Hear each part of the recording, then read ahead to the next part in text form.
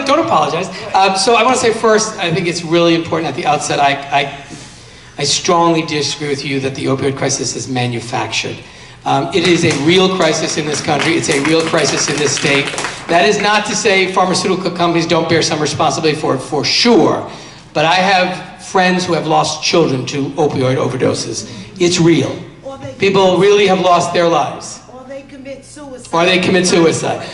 So I think, like, let's be, sir, I let you finish, please let me. So I want to just say we can disagree about what's the best strategy to respond to it, but this is a real crisis and causing devastating heartache in the real lives of people in this country and in our state. That's number one. Number two, I couldn't disagree with you more that nobody says anything about corruption. I think we are seeing all over this country, all over this great state, people speaking up loudly. And I don't think people accept it at all. And I think, in fact, the elections of 2018 show people rejected the way that this president, the corruption he's engaged in. And so I am grateful for the engagement and the reawakening of American democracy. People who don't know how to speak. The fact that the president engages in it, or his members of his administration, doesn't make it okay and doesn't make it acceptable. The tax bill you referenced, it is the most unpopular tax bill in the history of America.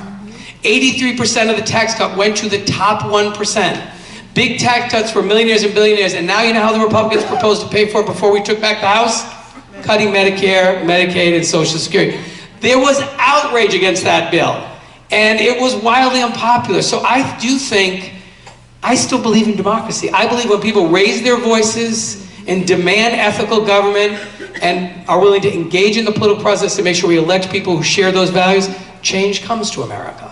So I don't believe it's acceptable to anybody, and certainly not the vast majority of the American people. I think the vast majority of the American people reject that, speak out against it, and elect people who are committed to changing it.